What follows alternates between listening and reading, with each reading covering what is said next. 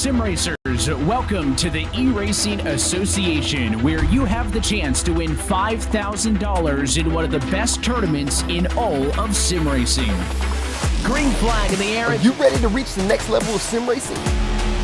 The eRacing Association's epic Omega Cup Series lets you win big. Is he gonna throw the block? Racing with ERA lets you compete for huge cash prizes, get exclusive merch, exclusive sim hardware pricing, and potentially turn your virtual dreams into reality. Feel the rush as you race door to door against sim racers just like yourself, all from the comfort of your own home. Straight away, they're an idiot. Oh, they're wrecking! They're wrecking! Join now to get your membership and experience all of the excitement that the eRacing Association has to offer at www.eragaming.gg. Celebration, he hangs on. Oh my God! Son, this is a Navy base, not a playground. Sir, have a look.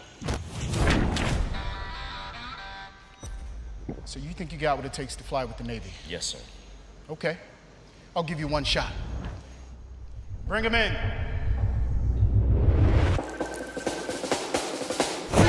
Hey, can I get another cocktail?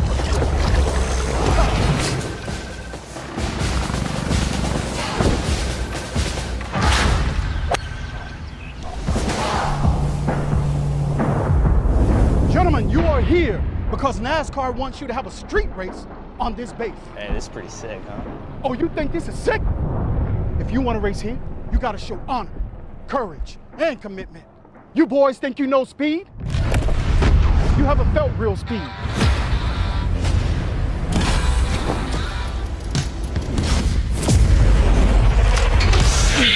They're gonna flip you.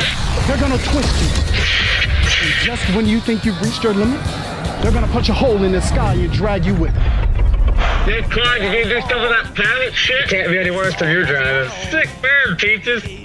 Speaking of sick, The Brainerd Carpenter's not gonna like that. Hey, boys, I feel the need. I feel the need. Seriously, guys. Need for speed. Does this thing go any faster? Oh, shit! Hell yeah, boys! Not bad up there, gentlemen. But let's see how you handle this next mission. This is NASCAR's street course, and that is the Navy security force. You make it to the finish line without getting caught, and you have my respect. look at this turn right We need here. to split up. Let's just steal one of these f***ing helicopters over here. Dude, we're so done. We're screwed. You have to go this way. Thinking what I'm thinking? Yeah. Why did we not bring SDG? Guys, I got an idea.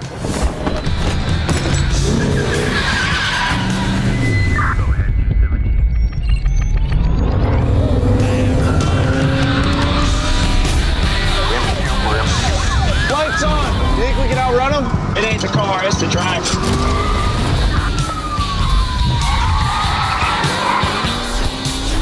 Man, this course is sick. We're almost to the finish line. We lost him! Got him!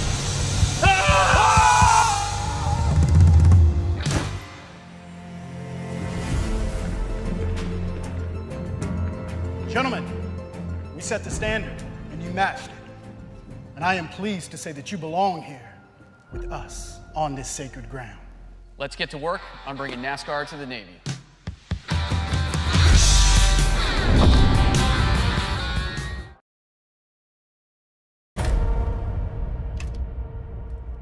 You really drove an F1? Seriously, what happened? Why'd you quit? She didn't tell you? Max Verstappen, Mini Car Champion 2018, two-time winner in the junior category. Since you stalked me, you know I don't drive anymore. Oh, you don't drive anymore. She doesn't drive anymore. Oh. Until the day you do. We're gonna go far together, but you're gonna need some serious training if you want to keep your spot. Is that all you got? Just don't get too used to it. And how are your reflexes? Okay. Not afraid of flying, are you? Yes. Fantastic. we can ever be together, right? Come on! I'm going to demolish you in the qualifiers this weekend, and you're going to hate me. Except I'll be the one kicking your butt this weekend. You could have been on the podium. You have to start trusting me. Is this your driver? This is Max. Strange name for a girl. You could have killed me with your spoiler. You stole my championship. Oh, right, your championship. You want to be the best? Then prove you're the best.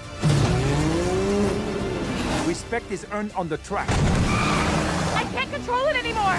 She'll be disqualified. Damn it! Tell her to stop immediately. I'm on fire. Are you asking me to be your engineer? Yeah. So I'll have to put up with your annoying personality for another year?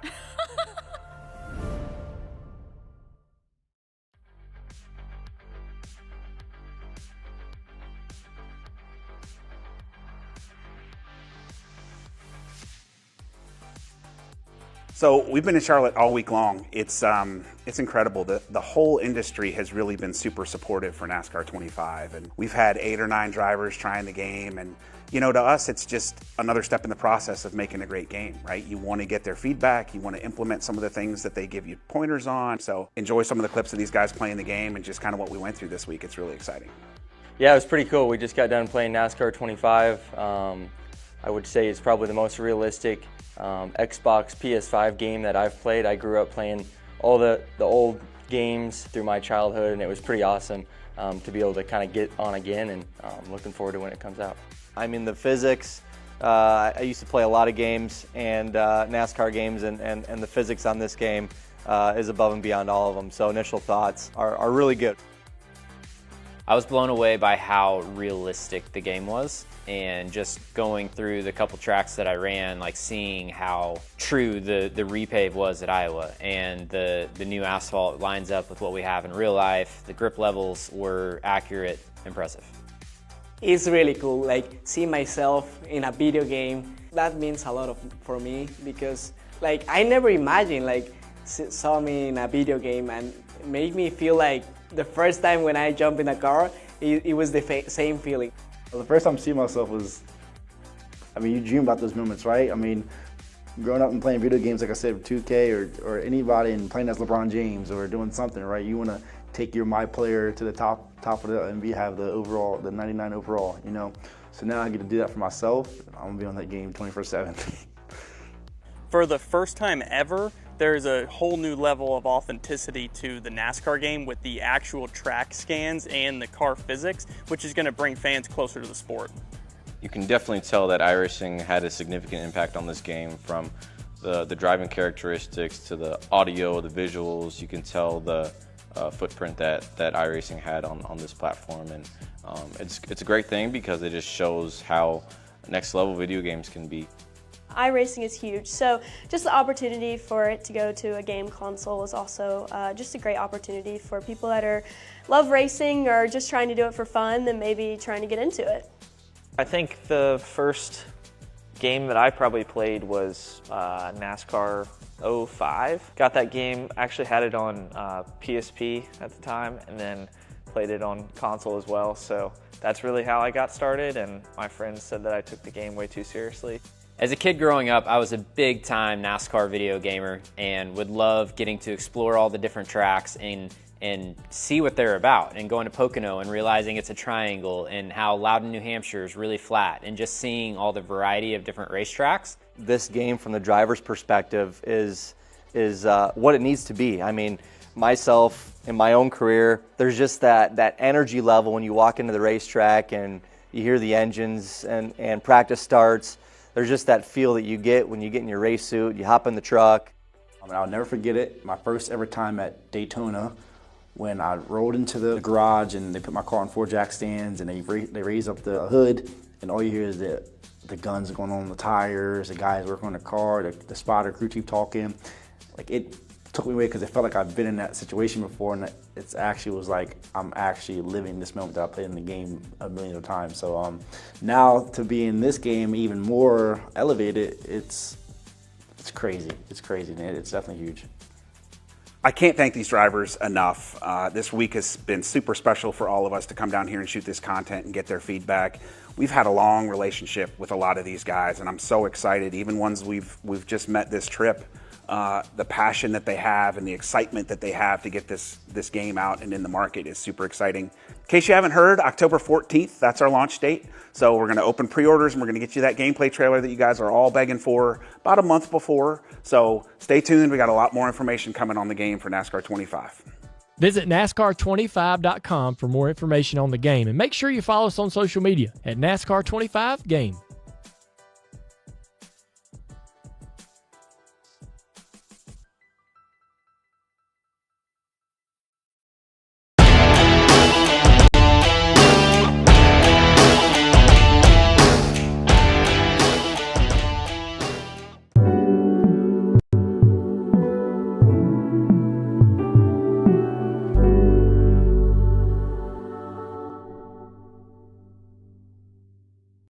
He wants to see that white flag. He knows that would be an assurance of no more restarts.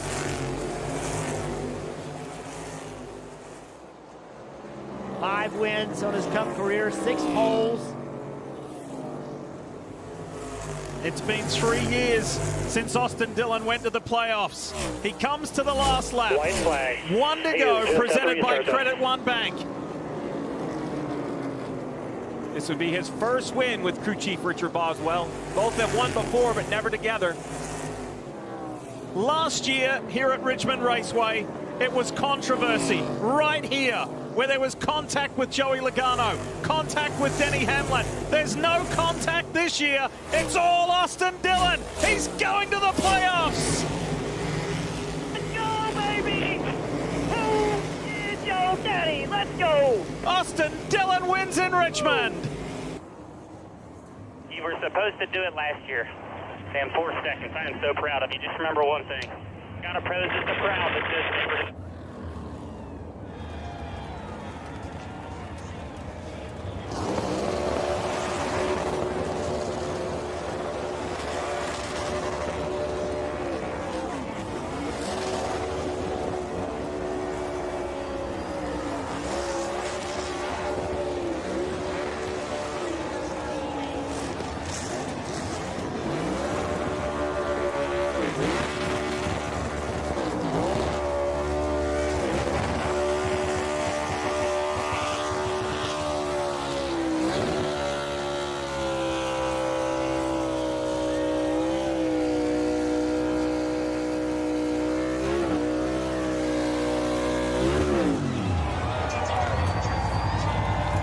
I think there's some passion behind that burnout.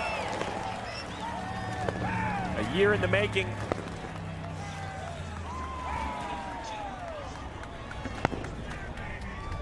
Austin Dillon said he was pumped about tonight. He loves Richmond and he's a Daytona 500 winner. He knew over the next 2 weekends he had a chance. That chance has become a reality.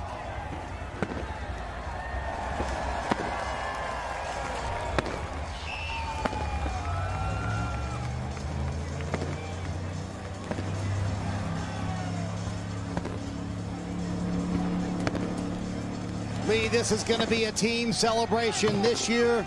The 3-team and Austin Dillon leave no doubt. Welcome to the playoffs, Austin Dillon.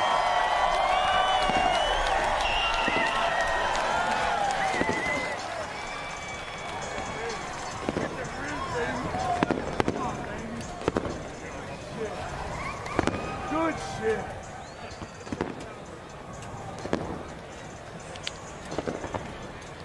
You can tell he left it all out there on the track tonight. Hell yeah!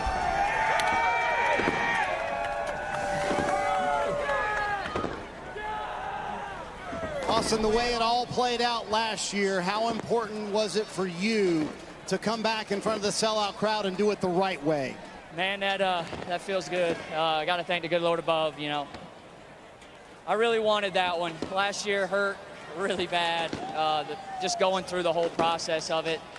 But this one feels so sweet. And, man, I love Richmond. Our Winchester Bass Pro Shop Chevrolet is really good. I was thrown out a lot this week.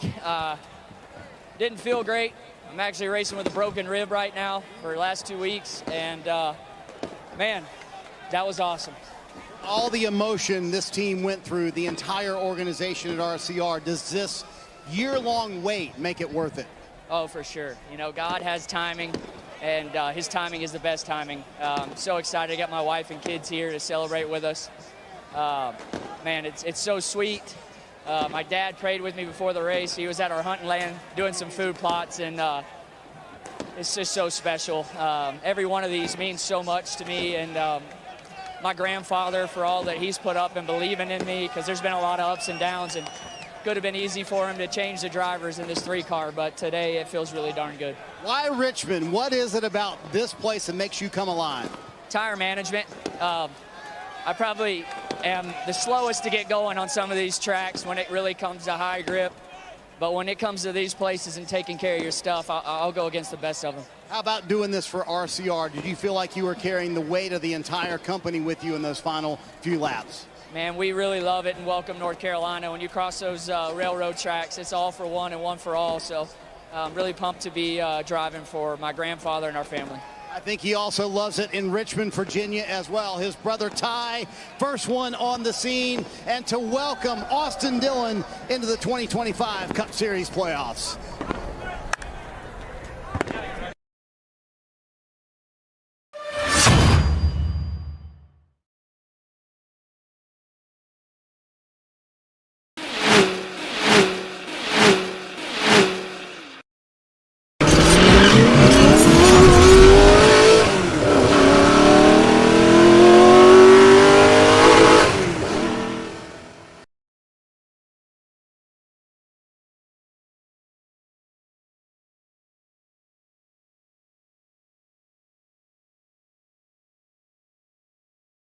Drivers, start your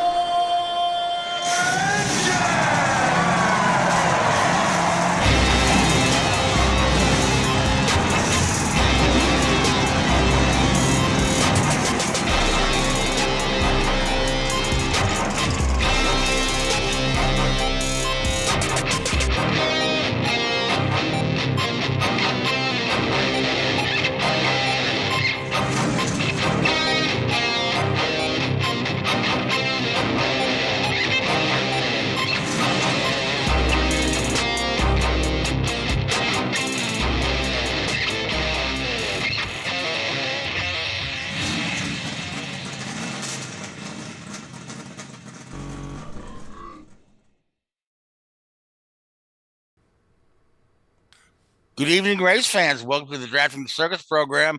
Better late than never tonight. Sorry about the technical difficulties, but here we are to let you in on all the racing news. We are brought to you by Sinister One Productions. My name is Frank Santorowski. I'll be your host for the next hour. Joining me, Richard Uden, Levi. Fellas, how we doing?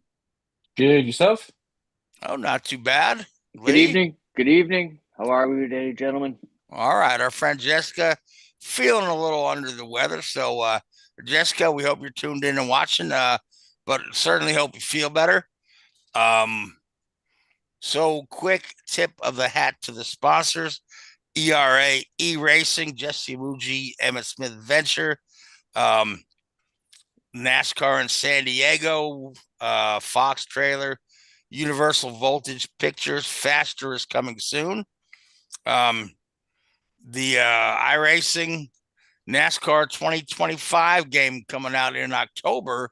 We're going to be showing you these dev clips, different ones over the next couple weeks. So hope that you enjoyed the one this week, but we'll have a different one every week for a little while. Million Podcast, again, thank you for recognizing us and what we do. Quick reminder, next week, John Oreovicz, author, journalist, race historian, has a new book coming out, Class of 99, Triumph and Tragedy in the Kart INDYCAR Series. John will be joining us in 1 week's time to discuss and promote his book. If you're unfamiliar with John or his writing or his work, definitely tune in. He's a very interesting guy. He's one of my favorite writers. I've been reading his stuff and his opinion pieces for years. And then we saw a clip of Austin Dillon in Richmond. Now, Richard boldly predicted that it won't be Austin Dillon this year because they're not going to be able to duplicate that setup. Well, evidently they must have done something. Saved a screenshot or something. And he was able to win this one without knocking other people around and getting himself disqualified. So, Richard, we know that you're a huge Austin Dillon fan, not matter of fact, you and Austin, you and Austin used to work together, so I know there's no love lost there. But what are your thoughts on Richmond to take us through the race a little bit?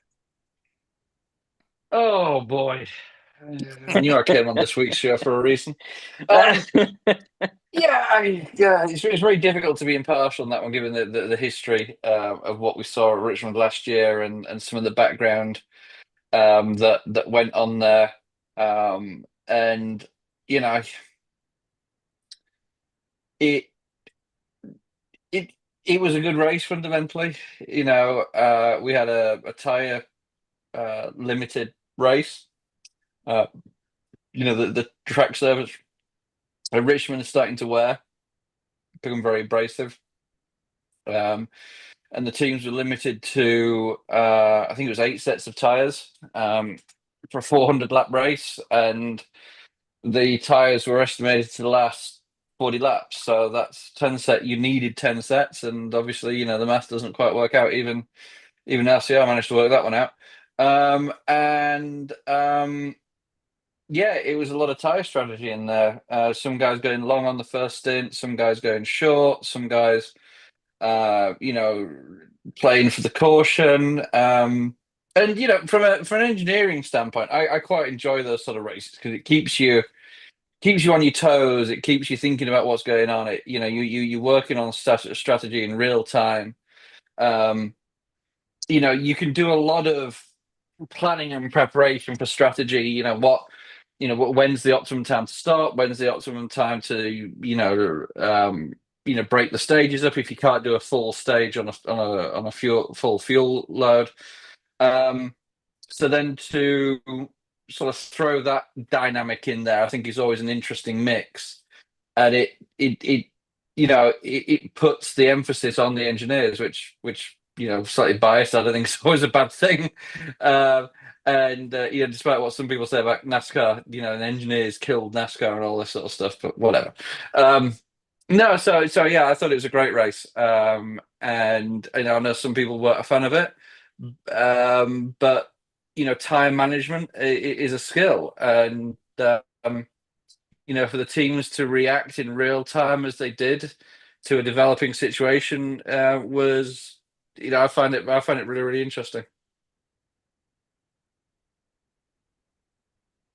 You muted, Frank. Sorry. I hate it when that happens. So now we've got another driver in the playoffs who realistically doesn't belong there. But I don't hear any of the fans complaining about Austin Dillon being in there like they did the SVG and it's the driver. 3-car though. It's the 3-car. It's the 3-car. Yeah, it's a 3-car. Yeah. Listen, RCR, they're legends. They're blue collar team. Oh, please. Oh my God. I knew that would get under your skin. Blue collar yeah, guy but worth I mean, $50 come on million, now. So whatever. If you don't believe, I don't hear the fans like in an uproar that he stole the championship from somebody else. I haven't heard any of that this week, but that's okay. But I love the sport. In the meantime, William Byron. Sorry, I'm just going to check to make sure I've got my blood pressure medication, Lee. Hang on. Okay. God, Lisinopril 20 milligrams. In the meantime, William Byron clinched the regular season title before they get to Daytona. So we've got one race left in the regular season at Daytona, which is a crapshoot. You could have some, somebody out of nowhere win that race, and somebody deserving of that last playoff spot end up in the wall. And it is Alex Bowman, as a matter of fact. He's on the bubble. Who is on the bubble. And it's a tall order to keep that spot when so much is out of your hands at a plate race like Daytona. So, we might, we could end up with, Cody Ware in the playoffs. Cody Ware did say in a press interview, "Why not me?" Well, how long have we got there, Cody? Yeah. So could have Corey LaJoie in there, Yeah, I don't think you can because he's not a full-time driver this year. But apart from that, why not? Harrison Burton. He got it last you got year. other guys who, Keselowski, Busher. Yep. Because Busher was the one Kyle that got Busch. knocked out. Kyle Busch for sure. Because Busher was the one that was like On the the bubble. third in points without a win, and he's obviously been pushed out by Dillon winning. So right, yeah. So it'll be interesting to see how it all plays out. Hopefully somebody deserving gets that last spot. So because you could argue there's only two people deserving, and that's Reddick and Bowman. Absolutely, yeah, Reddick and Bowman. Mm-hmm. And Brad. And don't forget. Keselowski's. He's. I think I'll tell you. I think Keselowski's got a chance because at all of the super speedway races this year, the Fords have been quick. And Brad's got a good record at these plate races. And Brad is a good plate racer, or what? And they're not plate races anymore, but you know what I mean. Right, a good, whatever. Yeah. Papered space or whatever they are these days. Yeah.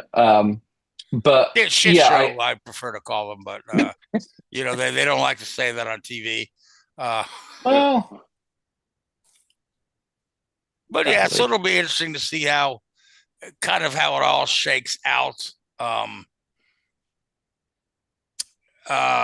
want to say this is kind of more drama going into the last week of the playoffs than we've seen in the last couple of years. You're probably not wrong there. Yeah. Yeah, no, I would agree. For the most part, a lot of them have been pretty well settled.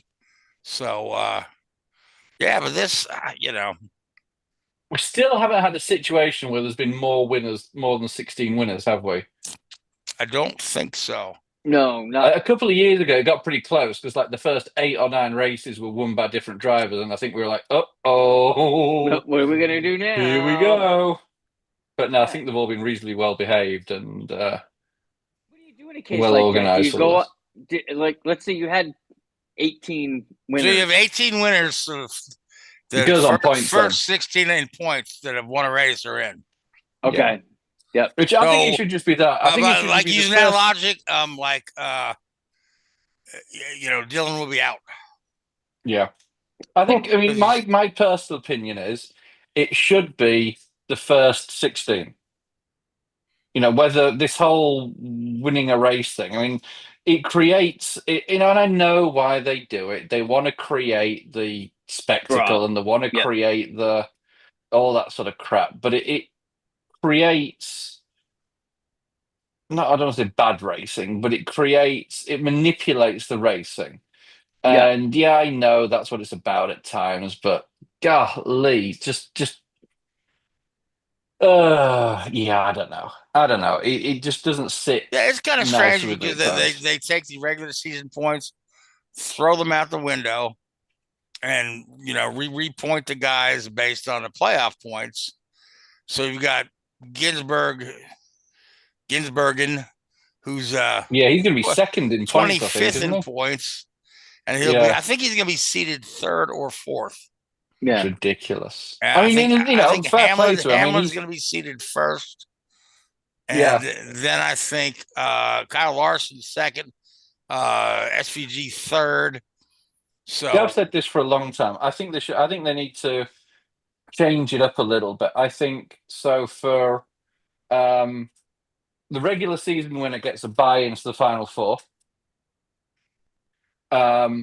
Yeah, that's already into the Final Four. Yeah, because make it worth something. Make it worth. Well, they get an automatic slot in the playoffs. Yeah, but I mean, but usually, in order to win the regular season, you've got to win at least a race. Yeah.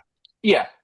So, and I mean, they do get a large number of playoff points, which makes. I mean, I think they're almost guaranteed to get into the round of 8. I think is how it works out.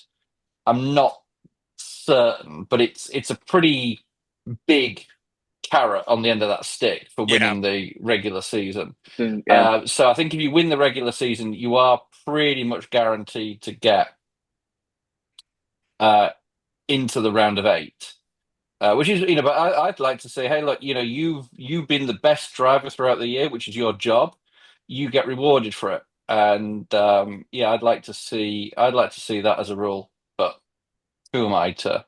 Yeah, I mean, I'd like to see a rule where the winner of the race gets more points than anybody else.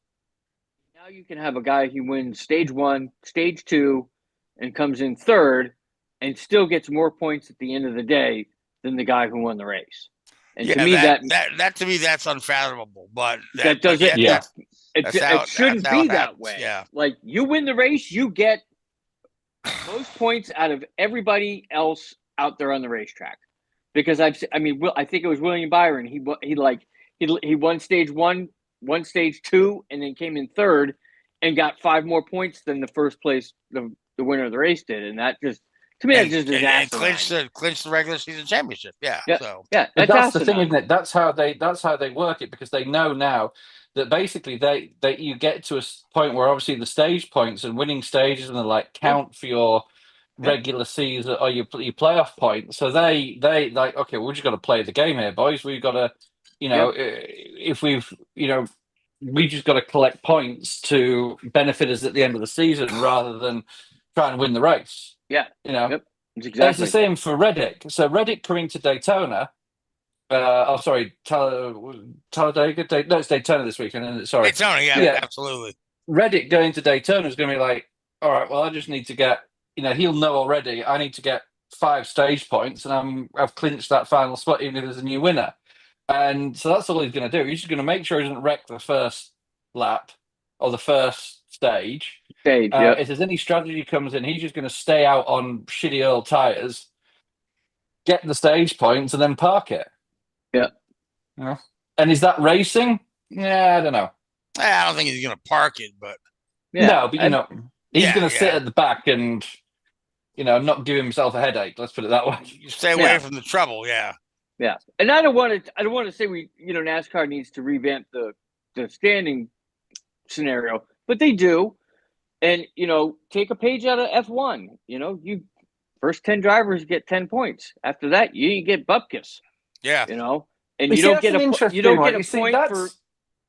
That's you interesting. Don't get a point for this. You don't get a point for that. It's 1 through 10.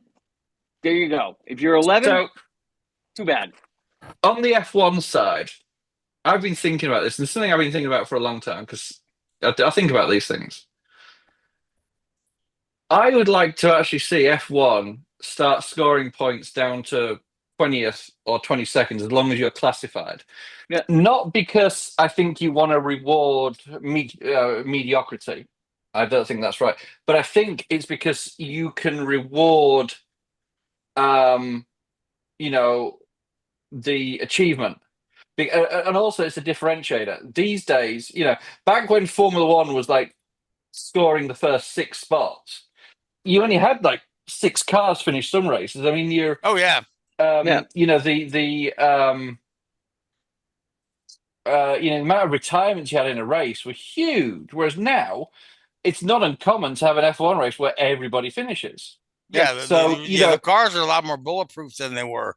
You back can in the have 60s, 70s. You can have a fantastic battle between a Haas and a Sauber for 16th spot. Yeah, some of the best racing you'll see.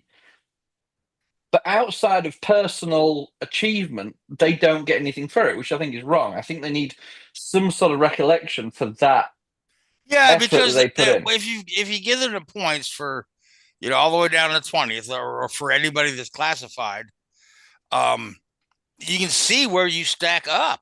Yeah, or because the average fan can see where their driver stacks up against the rest of the field, other than all these guys got no points. Yeah. Okay, so let's say in NASCAR, so Daytona, they're going to field what, 32 cars? No, it could be 40. Okay, it'll probably be the full limit. First place gets 40 points. Last place gets a point. I think you've got to have a bigger differentiator between first and First second. and I think they've got to. I'd do like 100 points for first, and then 80 for second, and 70 for third, and then 5 stagger it a little bit more. Yeah, they've been tweaking on this playoff format since 2003. 2003. I know when. It's because Jimmy Johnson won too early in the season. Everybody turned off and went to watch pickleball or something. I thought the reason for the chase was Matt Kenseth won the 2003 championship and only won one race. Well, yeah, but because you can win the chase. You can win the. I mean, I don't think that's a valid argument, because you can win the championship now and only win one race. When you can, in theory, win the championship now and not win any race. True. You get in the playoffs on points and scrape through every round, and as long as you're the highest place finisher, you just got to finish ahead of 3 other guys in the last race. Yeah. I mean, there's all kind of scenarios out there. You could have the final 4 guys all crash into one another on lap 1, and whose ever car screeches to a halt closest to the finish line is the champion. And then we got another 399 laps to go. Yep. But no, I mean, like if first place gets, if they field 40 cars, first place gets 45, second place gets 40, and then it's a point difference the rest of the way down the tally board. Who knows? Yeah, I don't think something's got to be done, because this winning the first stage, winning the second stage, and not winning the race and getting more points than the race winner just doesn't. It never sat well with me, and it hasn't for years. But yeah, I don't think there's any perfect point systems, but I don't think there is either. I want to say of the 3 majors, INDYCAR's is the most straightforward and easiest to understand. Sure. Yeah. And it also gives points through the whole field. Yep. So yeah. To Richard's point, I don't like the fact that we don't, anybody after 10th is just like, thanks for coming. Yeah, you don't get nothing. Yeah. Thanks for coming. Bye-bye. Thanks for coming. Bye-bye. Yeah, so. Yeah.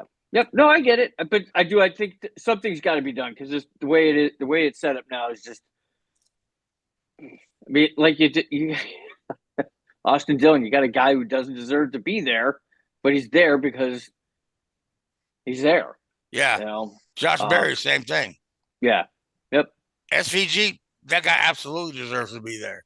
Yeah, but the first time when he went, I'll die on that hill all day long, even though he's 25th in points, 4 race wins, and absolutely dominant on the road courses. So. I remember when he won his first race of the year, everybody was pissed off. He took somebody's spot that deserves it. He took, whoever's spot. Like, listen, I think I said it back. Why aren't we pissed off at Austin Dillon? That's what I'm saying. Yeah. Like, where's the anger with that? If you won in the race, if you won in the championships, fucking drive better. Yeah. Like, don't all right, complain. so let's push forward, fellas. So we're off of Daytona. I don't know who you like for Daytona. I'm gonna go with Keselowski. God darn it, you! I was gonna. Well, you can have Ricky Stenhouse, another guy who's got no business. You got Ricky Craven. No, Ricky Stenhouse. He I don't want no Ricky Stenhouse. Pulls a plate win out of his ass every now and again. I might as well pick Michael McDowell. He won the 500, and there ain't no way he could probably win it again. Good. Yep. Yeah. Who knows? Richard, who do you like?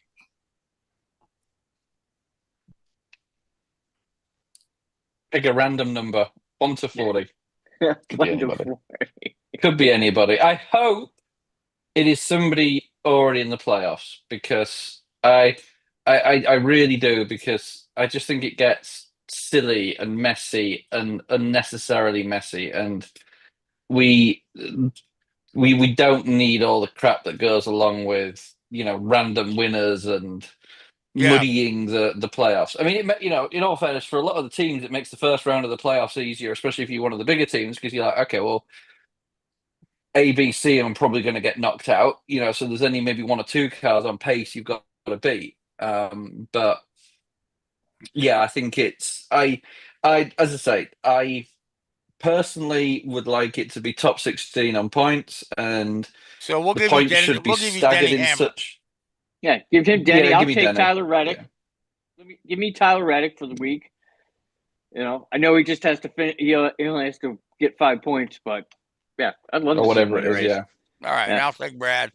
All right, so the Xfinity Series will now be called the O'Reilly Auto Parts Series going forward. That's going to be really weird because everybody in the industry calls them Xfinity cars. Xfinity cars, yeah. Yeah. Well, they used to call them Yeah. Busch cars. Yeah. Yeah, Call them and nationwide nationwide, cars. Now we'll call them O'Reilly cars. But even when it was like the Monster Energy Cup Series, we always used to call them Cup cars. And when it was the Sprint Cup, we always used to call them Cup cars. Cup cars, yeah. The Cup, it's weird how that never went with the title sponsor name. Yeah, it was Winston Even when it Cup, was Winston and it was Cup, always it's still Cup cars. The Cup cars. Yeah, the Cup cars. Yeah. Yep. So I don't think that'll ever change, but all right, Casey Mears going to run at Daytona. They're pulling that guy out of mothballs again. Oh yeah. Connor Zillisch should be back in his Xfinity car in Daytona. They're still saying it's a bit of a game time decision. See how he does in practice, but he's kind of rared and ready to go. So hopefully, here's a guy who's first in the points in the Xfinity Series. So I'd hate to see him miss anything. Of all the places to come back after an injury, a super speedway is not where I'd hang my hat. But okay, I mean that's going to be a tough race with a busted up collarbone. That's going to be a long afternoon for him. But he's young, so and he's tough. Yeah, kid's tough and he's good. Yeah. So all right. amazing. So Matt Crafton announces his retirement from the Truck Series. Well, he retired about 3 years ago. The only I was difference going to is he say, wasn't in a car anymore. I hadn't heard his name lately, but I guess he's going to make it official. So, all right. So the latest on the NASCAR 23XI front row lawsuit. And Lee, you're our legal expert here. I don't know about that, but I'll give it a whirl. So NASCAR is threatening to sell their charters to somebody else. NASCAR feels that 2311 and front row are not impacted financially because of the charter status. That's NASCAR's argument. NASCAR is saying, well, they're making money, even though they're not a charter. They're still making money and they're still doing good. So they're still making money. So we're just going to sell the charter to somebody else, and they can continue to make money as a non-charter team. So they sell the charter. Where does that money go? To NASCAR to go back to like 23XI? I don't think it'll go to 23XI. You know the exact answer to that question, Frank. Come on. Yeah, it's going right into the France family's pocket is where it's going. Yeah. So yeah, Michael Jordan won't and Denny Hamlin won't see a nickel, and front row won't see a nickel of that stuff. But I mean, that's NASCAR's excuse. They're saying they're not financially impacted because of their loss of charter. They're still making revenue. And because they're still making revenue, then we have the option to sell their charter. I think it's a pretty shitty technique to force a quick end to this. Yep. Because I still think NASCAR doesn't want to open their books to the public. They certainly don't. So we'll just have to see how this one plays out. So yeah. All right. So here ends our NASCAR segment. So Lee. Yes, sir. The NHRA was in Brainerd. Yeah. Kalitta Motorsports earned their 100th Top Fuel win. So let's talk about Brainerd for a little bit. Sure. Brainerd's always a good weekend. I mean, it's just I think we talk about it almost every time that we go to Brainerd. It's just a really good racetrack. And like you said, the Kalitta family got their 100th win there. Connie started it all. He's the dad of Connie Kalitta is like the godfather. And Doug, his son, absolutely has been rip-roaring this year. Him and Tony are, they're just having a grand old battle in the points.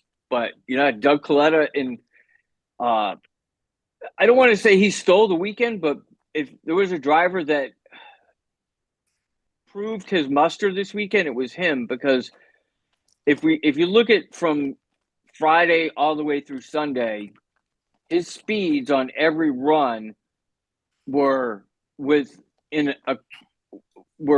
we call in the 3.6s, so 3.60 seconds. Every single run that he did all weekend was in that time frame, and that's really tough to do over a 3-day weekend, over a 3-day event. Every run, every run, and I mean, it's just really a testament to how well that his crew chief has set the car up and how well that team data is working. Because, I mean, the conditions change from run 1 on Friday because it's daylight, and then the second qualifying run they take, it's pitch black.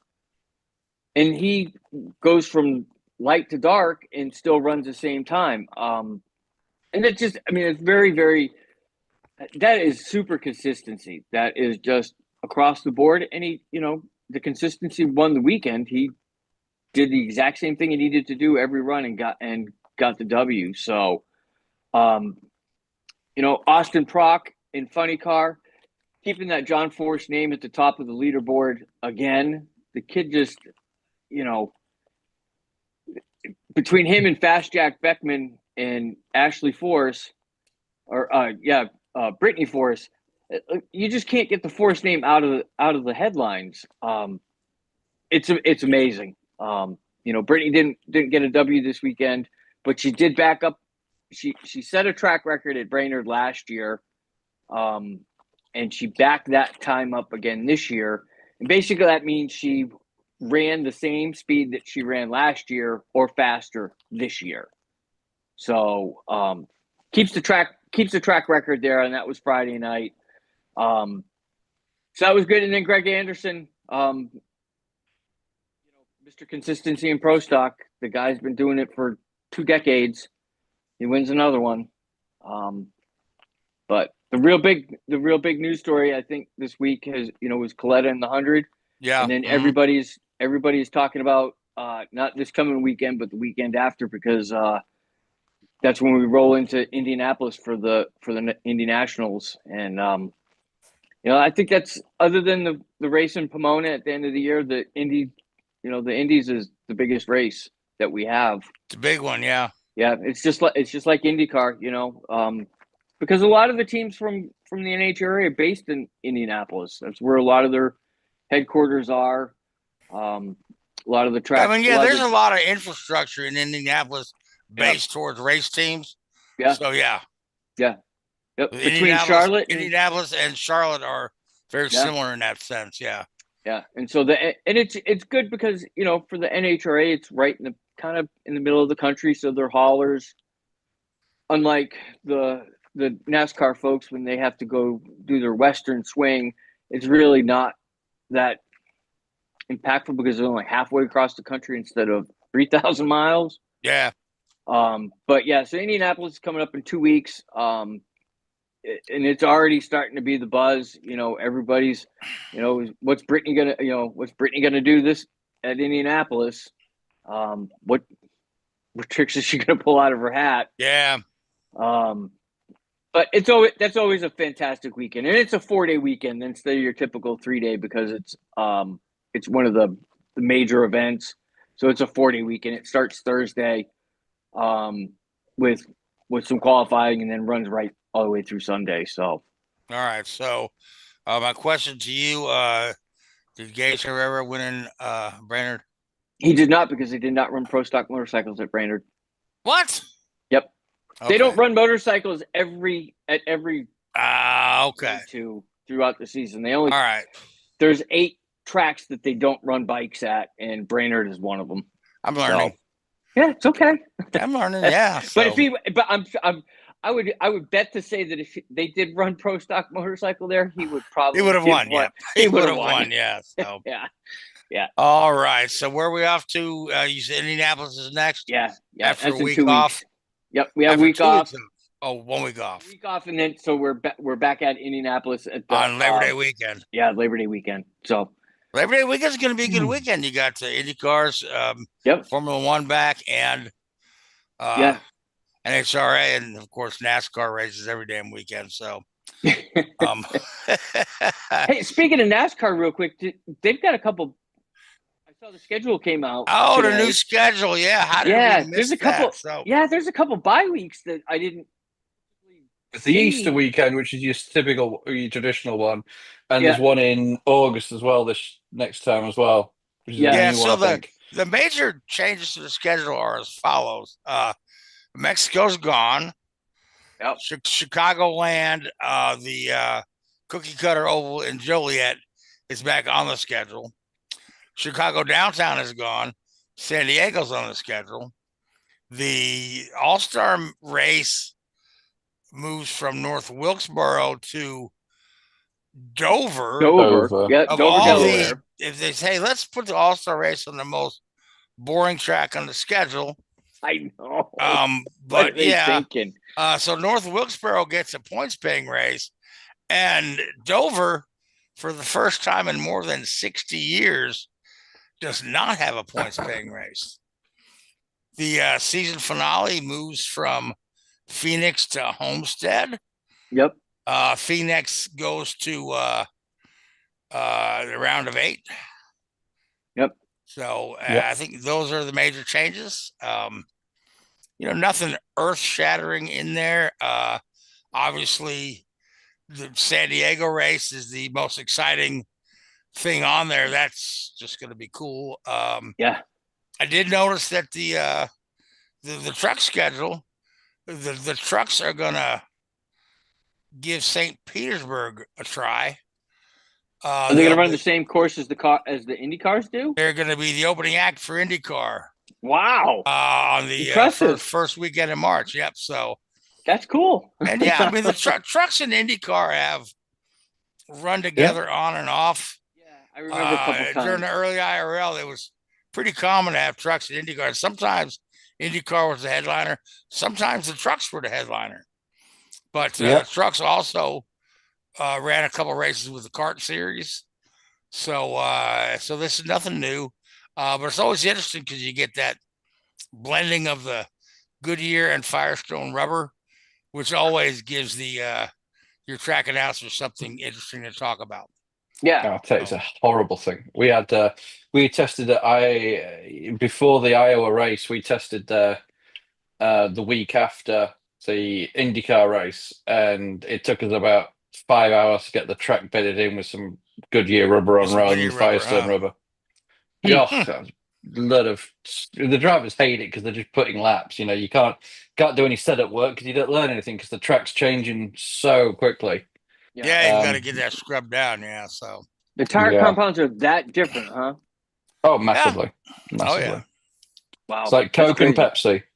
Okay. Throw some Cheerwine in there too while we're at it, and Dr. Pepper will be all set. Oh boy! All right, so NASCAR schedule announced. IndyCar, Marcus Armstrong, who's had a very decent season this year. I believe he's 6th or 7th in points. Signed a contract extension with Meyer-Shank Racing, and Meyer-Shank Racing for their part, they've got both their drivers, both Felix Rosenqvist and Armstrong, in the top 10 in points. So good for them. Those guys are constantly improving. Felix has had some moments of brilliance here and there. They've not been consistently to the winner's circle. You know, they do have that one Indy 500 win trophy on their shelf there when Elio won his 4th. But yeah, this team is getting better and better. You know, they've got the technical alliance with Ganassi. So good for them. Good for Marcus. I like Marcus Armstrong. He's a good dude. He's a fine driver. Doesn't make a ton of mistakes. Doesn't cause a bunch of waves. Gets in there, does his job. So we're going to Milwaukee, which is the home of beer in the United States and the home of Miller beer, right? You know, is that beer really? Huh? Is that Is really Miller beer? beer? Yeah. Well, I mean, to Europeans, perhaps not. But when I was still drinking beer, I was a big Miller Lite guy. When I hear Milwaukee, I always think of like Laverne and Shirley and PBR. Shots. Yeah, shots beer and PBR. Right. PBR. Milwaukee's best. It is. Oh. God, if that's the best shit. That is not a campaign that I would want to stand behind at all. Yeah, old Milwaukee. Yeah. But Miller is huge in Milwaukee, and so they attempted to put their Miller High Life livery on Jacob Abel's car at the 500. And Abel was the one guy that was bumped from the field, unfortunately. So we got to see that car in practice and qualities, but never in the race. But come to Milwaukee, they've got a nice 50th anniversary of Miller Lite livery. And this livery reminds you of the one Bobby Rahal and Max Pappas ran in the 90s, where Rusty Wallace was running a very similar one. Yeah, very NASCAR, similar to Rusty. Yeah. So Keith, you got a picture of it? Because it's a beautiful car. And I hope they make a diecast of it because I'll buy it. Yeah. It is a sharp looking livery there. I mean, IndyCar is just killing it with the liveries this year. They have They're knocking them out I just of the love park. the fact that we've got some straight up consumer products coming back into the sport, you know, between Miller and then of course, you know, Connor Daly was AM PM, the convenience stores. So good stuff. Richard, who do you like from Milwaukee? And I'll tell you right now, Jessica likes Connor Daly. Yeah, we know that. Without even checking with her. Connor Daly finished 3rd at Milwaukee this year. So we know he can get around that track. So Jess is getting Connor. I would go with let's go with McLaughlin. He's had a bit of a rough year only, but let's say he turns it on at the end of Scott McLaughlin. Why not? All right, Lee. I'm gonna go with the other Scott with the Dixon style. I'll go with I'm gonna go with Willpower. Wins 2 in a row and says, look, give me that contract. Yeah. Yep. I mean, Will could have won Milwaukee last year if he didn't spin on his own. So hopefully this year he's hey, look at me, I'm driving in Milwaukee. Hey, look at me, I'm spinning in Milwaukee. No. Will could have won the championship last year if not for number one, the spin in Milwaukee. And then the stupid thing with the seat belts in Nashville, you know, because he actually was within like 2-3 points of Palou. So he could have put a break in that little chain there.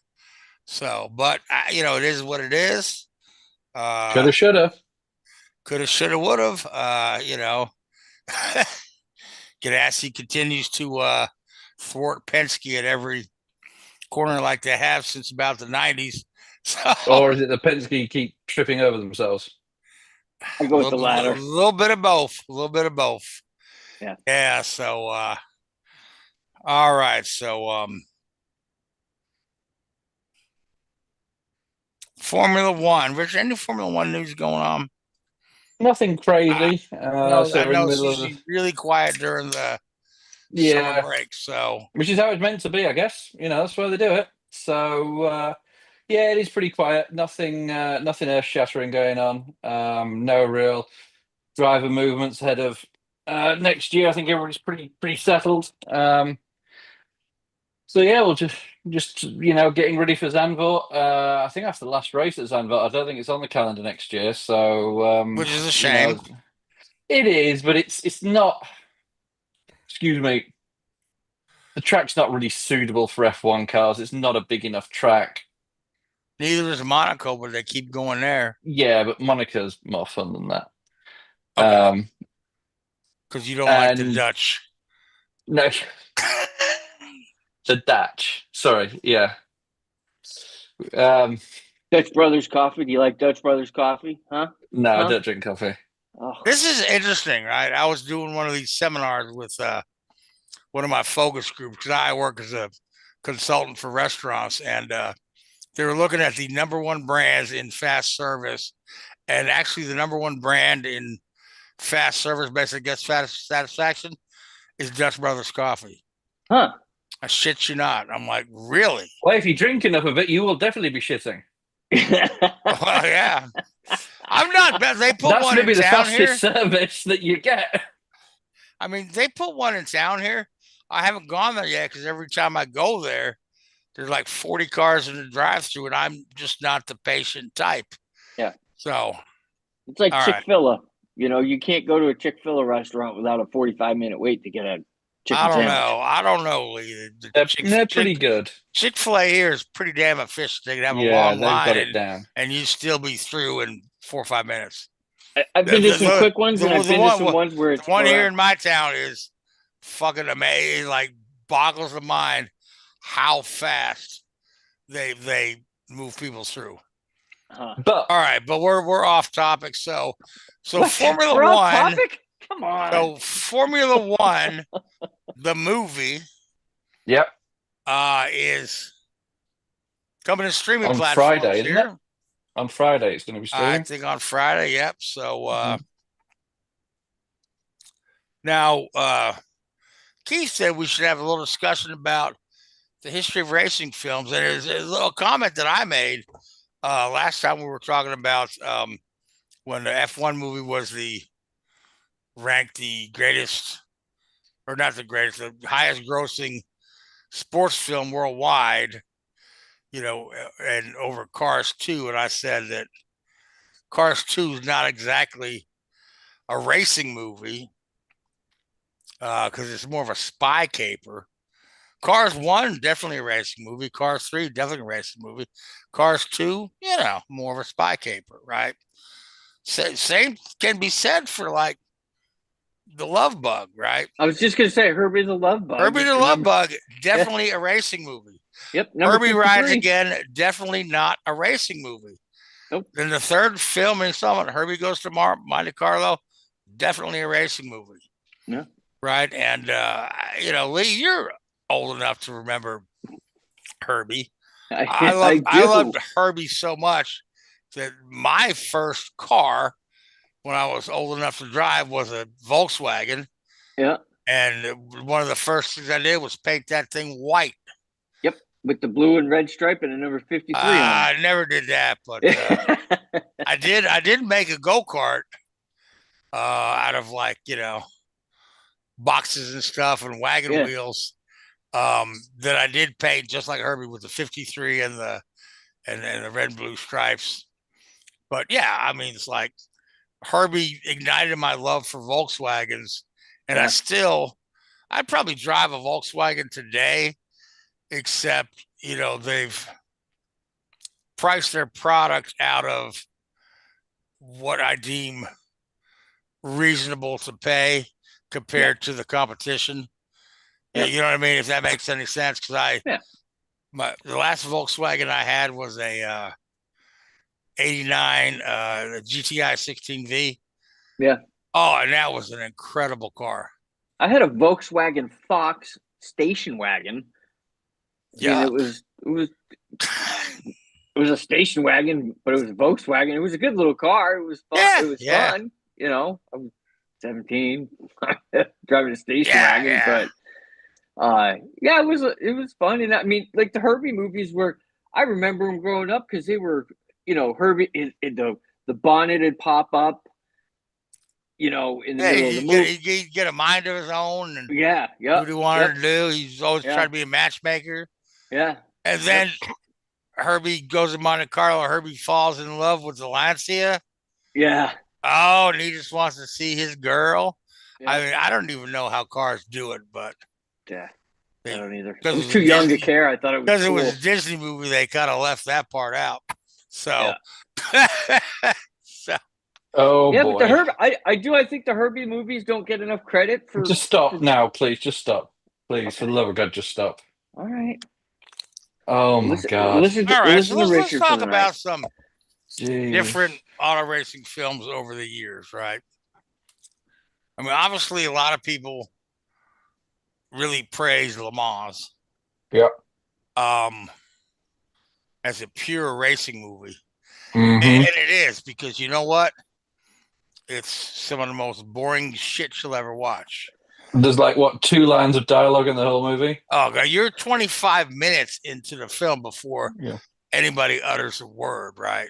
And even that's not like a main part of the movie, is it? It's just background talk. Yeah. So, but people love that for the racing scenes and the, you know, and so it's was that John Frankenheimer who directed that one? I forget who did it. We talked. I think about it this. Was. We talked. He did about a couple this once before. He did a couple of. Let me have a look. Hold that thought. Holding. Yeah. No, Lee Katzin. That's right, Lee Katzin. Yeah, I remember looking it up last time. You tried to tell me it was. I know. Yeah, but historically, looking through the years, you've got. What did Frankenheimer do? There was a racing movie he did. Did he do Winning? Have a look. Or Grand Prix, maybe? Yeah, he did Grand Prix, 66 Grand Prix. One with James Garner. I mean, that's a pretty good one. It intertwines a bit of a love story with and Grand Prix, a lot of cameos from you know, that era drivers, you know. Sounds familiar, doesn't it? Yeah. Yeah. And actually, if you want to watch, it's like Graham Hill's in there. Jim Clark. If you want to watch an offshoot, slightly off topic, but if you want to watch a movie with good racing scenes or car action scenes that isn't a racing movie, which is the Frankenheimer movie, is Ronin, the one with Robert De Niro in. Oh, That's got some really, really good driving scenes with the Audi Quattros in Paris. It's pretty awesome, that movie. You know, another one I like, kind of along those lines, The Italian Job. With the Mini Coopers. Yeah, the original one. Yeah. Yeah, well, even the new one wasn't bad. Mark Wahlberg's not that bad. Yeah, but Charlize Theron's got at least a decent role in the movie. Half decent what? Halfway decent role. A role. Okay. Cool. Yeah, I mean, racing movies come in a couple of different varieties. One is the totally fictional story, right? Yep. And that's where you're going to get like Brad Pitt's F1, Days of Thunder, Driven, Talladega Nights, Grand Prix, Winning, Holiday on Ice, some of the old Mickey Rooney stuff. You know, Mickey Rooney did some racing movies. Yep. Him at the Indianapolis Motor Speedway. Then, of course, there's the historical movies. Tokyo Drift. Okay. The historical movies that tell nonfiction stories, although maybe somewhat fictionalized. And I think the best of those is Ron Howard's Rush. Yeah, that was good. I mean, when we're talking about, number one, getting the story right and accurate. I mean, there's a few things that took a little liberty with, right? you know, and notably the Formula 2 race at what's the name of that track? Crystal Palace. Crystal Palace. Didn't go down exactly that way, but they kind of made that up to kind of set up the rivalry. And the James Hunt doing the beatdown on the reporter in the bathroom didn't exactly happen that way either. But again, it was good for the movie. But most of the other stuff is all it's pretty close and crazily accurate, right? And I don't think he described the Ferrari as a shitbox to Clay Rigsoni, but you know, he probably got quite close.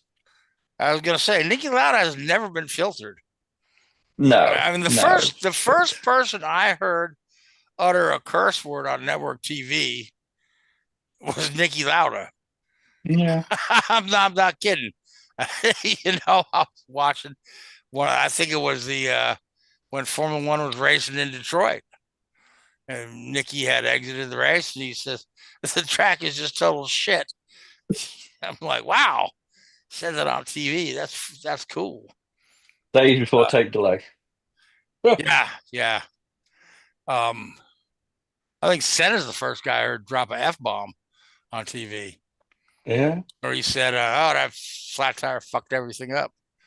So, your historical movies, you got one of my favorites that is a historical movie, but it's not even close to accurate. Nothing in this film is close to what actually happened other than a very few small details, is Greased Lightning. Stars Richard Pryor and Richie Havens, and Bo Bridges, I believe, tells the story of Wendell Scott as the first African American NASCAR driver. Yep. But yeah, almost everything in there is fucking made up, other than the basic stories. You know, he was a moonshiner. He, ended up in jail. The track promoter said, hey, let me put that N-word on my track. I think people would like to see that because that boy can drive. And then the struggles he faced trying to make a name for himself in NASCAR. But, beyond that, all of the other characters are like the main nemesis is Bo Wells, who he raced against Bo Wells from the very early days of the short tracks up till he was in the Cup Series, which was called the Grand National Series then. Yep. But that Bo Wells never existed. But he was a compilation of a couple of different people. Buddy Baker, Richard Petty, other people he competed against. So, but as a film, to just watch it, it's incredibly entertaining. Very entertaining film. So yeah, and that's the thing. I think that's kind of the beauty with some of these movies, is because they're not always 100% fictional. There's always that Hollywood. Take a little license, yeah. Yeah, there's always that Hollywood. But do you think that's dangerous when you incorporate when you have that sort of hybrid, real sports people in a movie that's fictional? Because it is obviously, the main reason of having a movie that is promoted heavily by the governing body is as a marketing tool.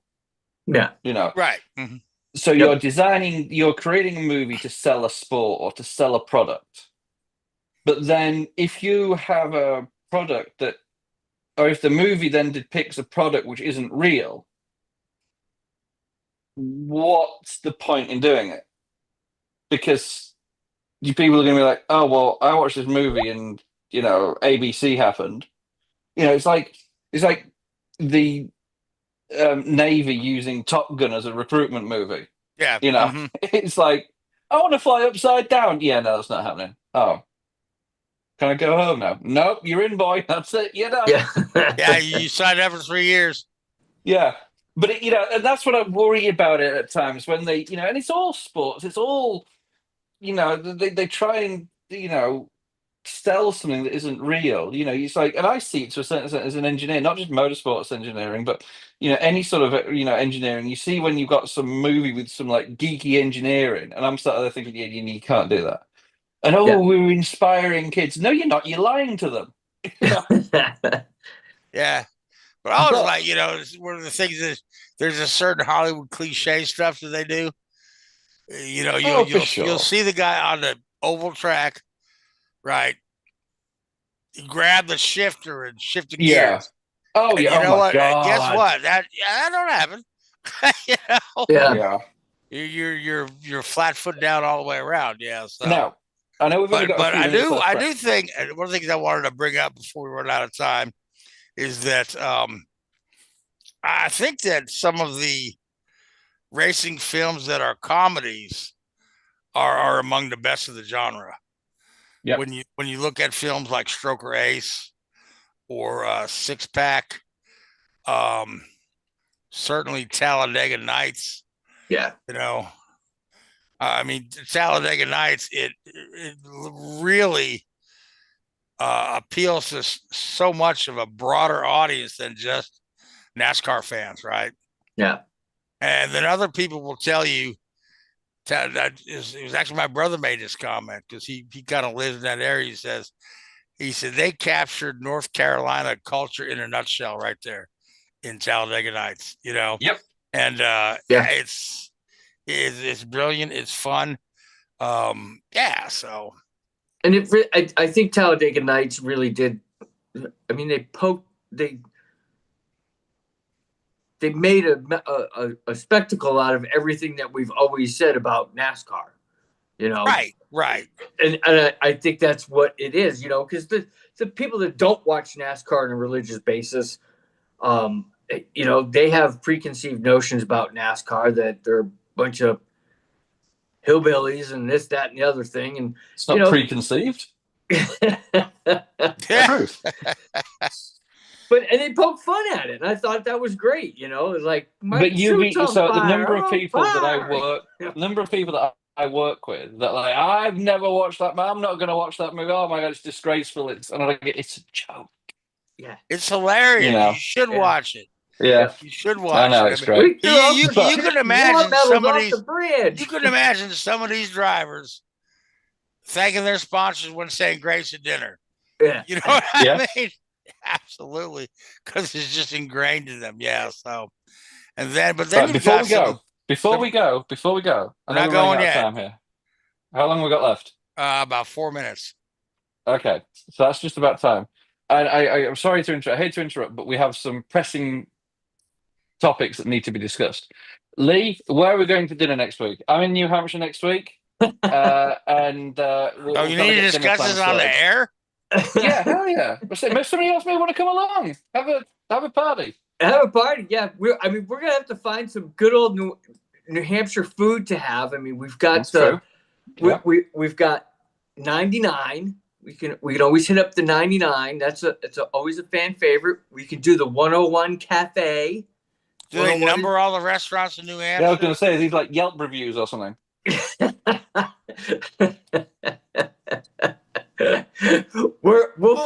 a good place to go have some food. Lee, the 99 and the 10, those are all national chain restaurants. That's not New Hampshire eating. The regionals. What are you doing to this guy? You must hate Richard. Jesus. Yeah, if he takes me to a Hardee's, I know we've got a problem. Surprised you didn't just tell him to go to IHOP. Yeah. All right, so you guys have fun at that. What we were talking about, Frank, wasn't it? There we go. Oh, that was a good one. All right, well, that takes us to the end of the hour. So again, thank you folks for tuning in. Sorry we started late. Technical problems hit anybody this day and age. So I want to thank ERA, eRacing. I want to thank iRacing, iRacing, B-Racing, C-Racing, Universal Voltage, Million Podcast,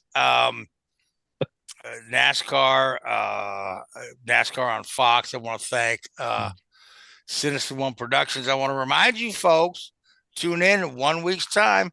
John Oreovicz is going to be on the show promoting his new book. If he watched this show, he may not come on.